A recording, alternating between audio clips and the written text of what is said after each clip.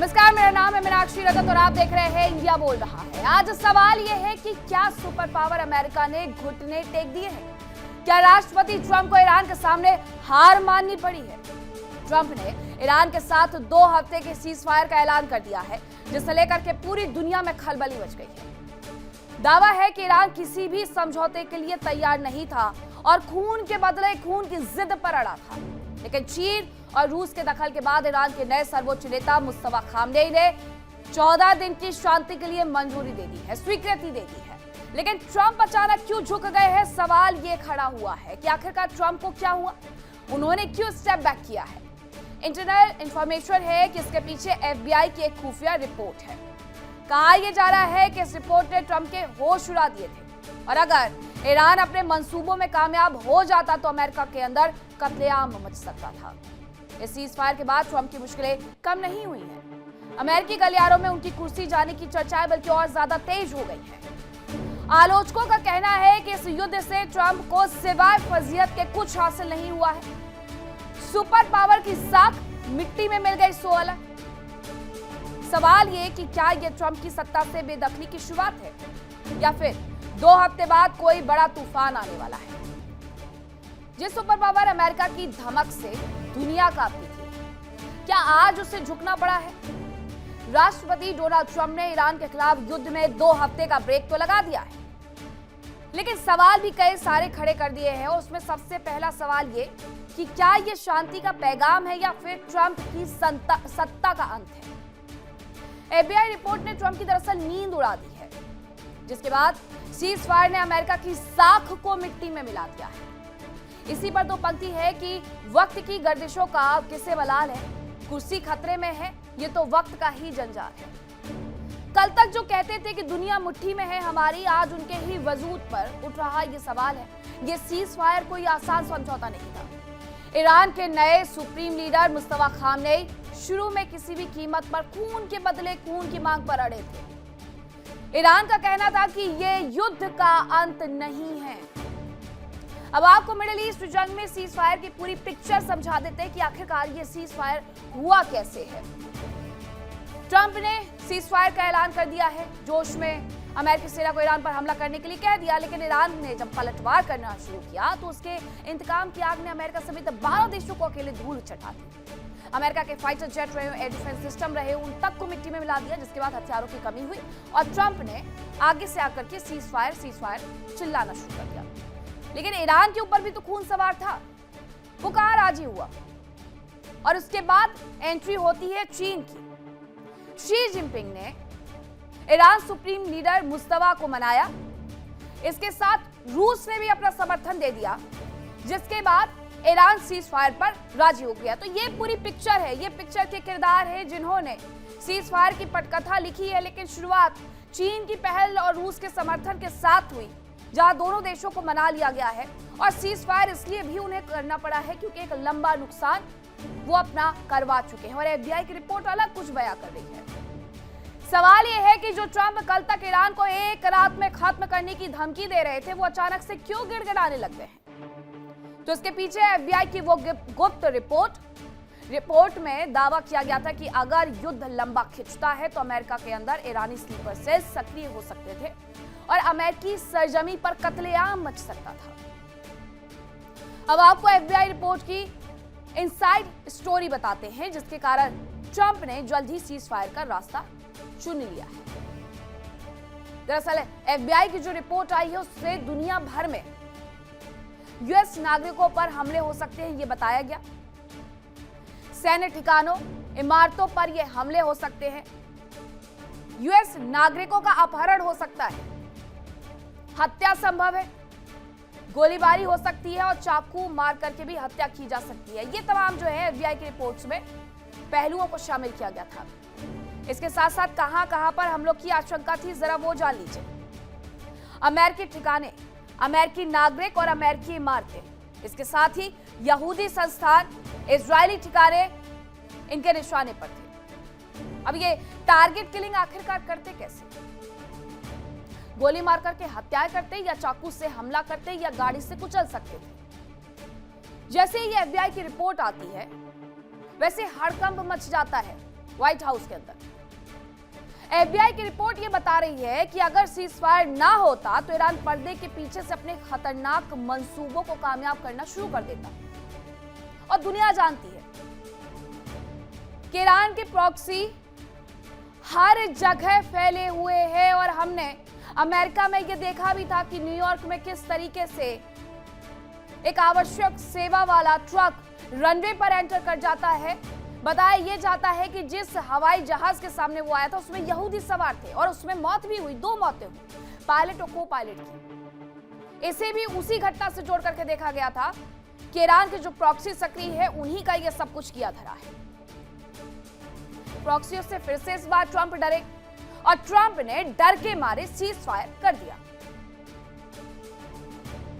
डरा रहे थे जिन्हें, वो आज खुद डर कर के बैठे हैं और बड़ी बड़ी बातों के गुब्बारे आज फटे हुए। रिपोर्ट ने ऐसा आईना दिखाया है ट्रंप को कि अब वो अपनी ही साख खो करके घर में बैठने के लिए मजबूर हो गए। ट्रंप के लिए अब स्थिति सांप के मुंह में छछूंदर जैसी हो गई है, ना निगलते बन रहा ना उगलते बन रहा।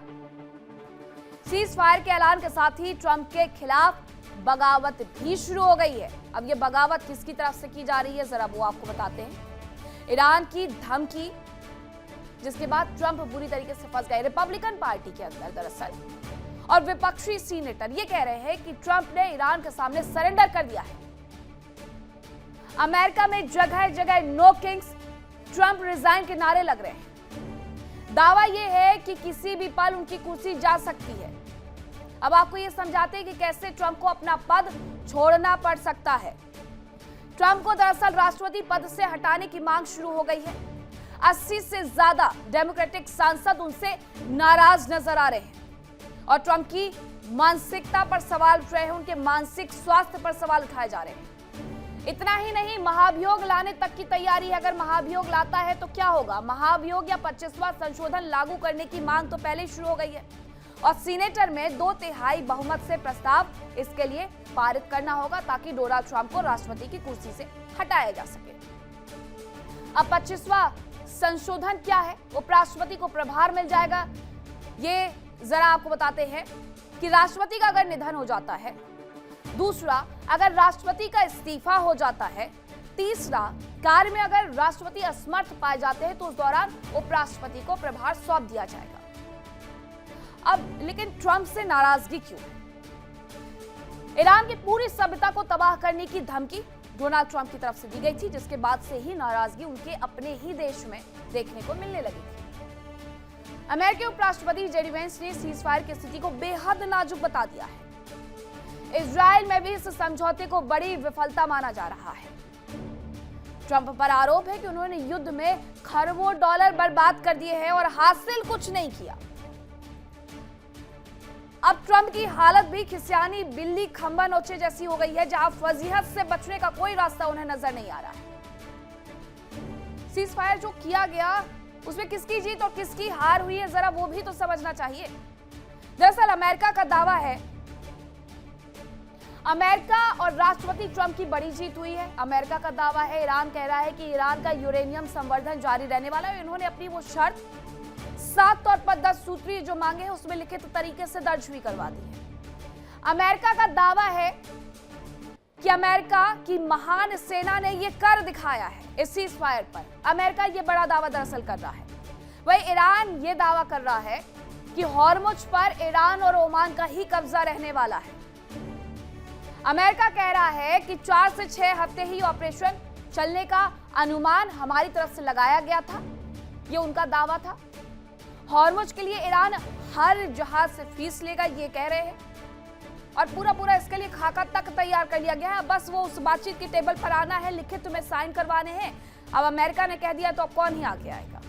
इन 2 देशों ने मिल करके जो युद्ध शुरू किया उसमें पूरी दुनिया को घसीट लिया कि अब हॉर्मुज से जो भी जहाज गुजरेंगे उस पर अच्छा खासा फीस दे करके जाएंगे, टोल भर करके जाएंगे।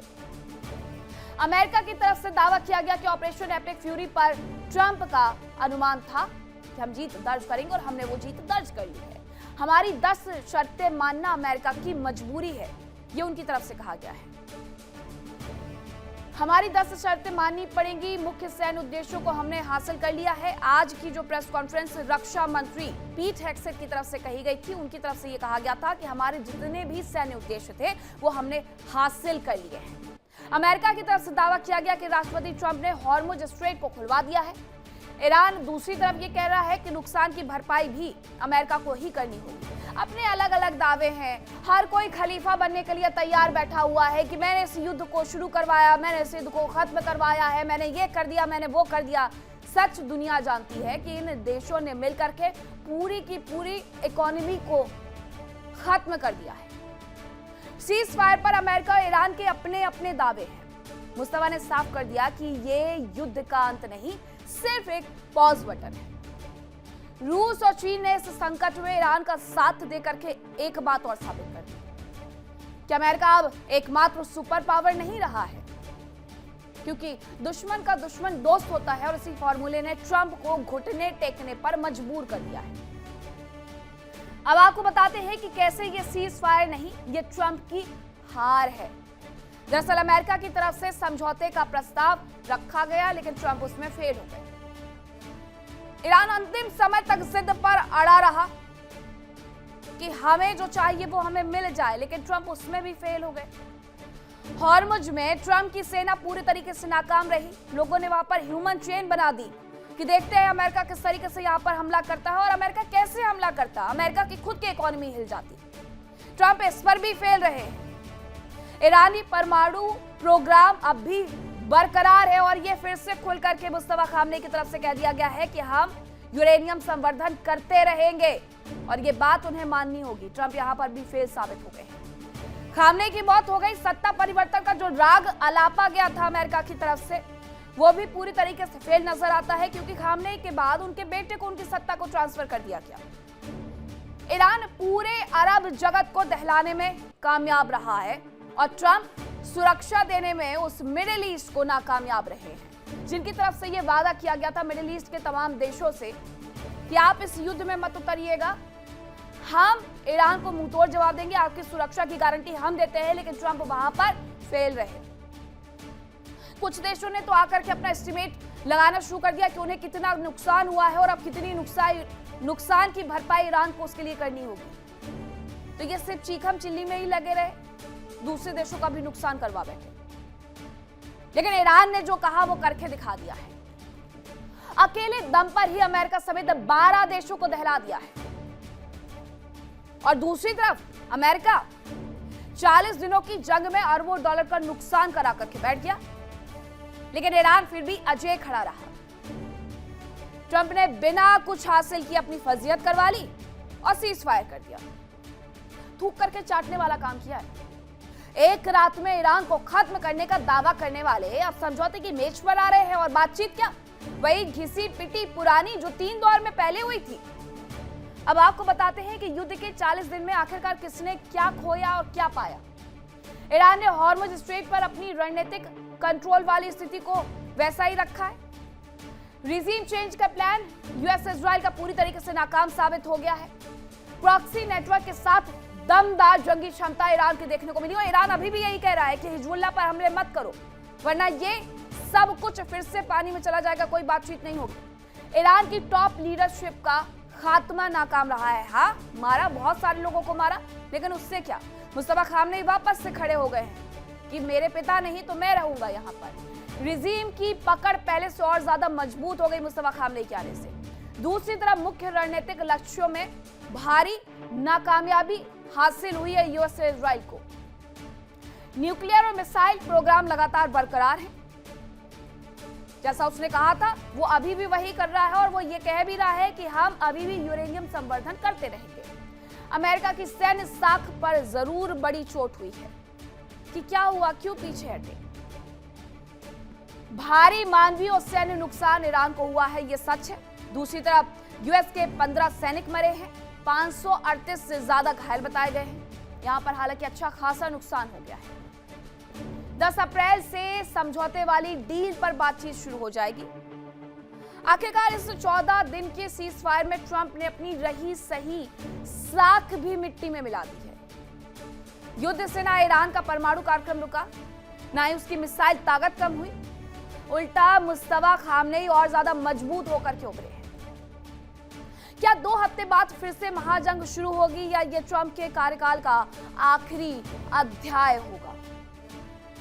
अब इसी पर करेंगे चर्चा की शुरुआत। कौन कौन से मेहमान मेरे साथ जुड़ रहे हैं आपका परिचय करवाती हूँ। मेरे साथ जुड़ रहे हैं ग्रुप कैप्टन तपेश चौधरी, रक्षा विशेषज्ञ, विंग कमांडर आलोक सहाय जी, रक्षा विशेषज्ञ है प्रोफेसर ए.के. पाशा जी, पश्चिम एशिया विशेषज्ञ है डॉक्टर धीरज कोल, भू राजनीतिक विश्लेषक है मेरे साथ थोड़ी देर बाद शुरू मैं अभी थोड़ी देर में जुड़ेंगे। मुझे ये बताया जा रहा है। देखिए इंडिया डेली 24/7 अब आपकी स्मार्ट टीवी पर। इंडिया डेली मौजूद है सभी डिजिटल प्लेटफॉर्म पर लाइव और लगातार। इंडिया डेली 24/7 हर दिन राष्ट्र को समर्पित।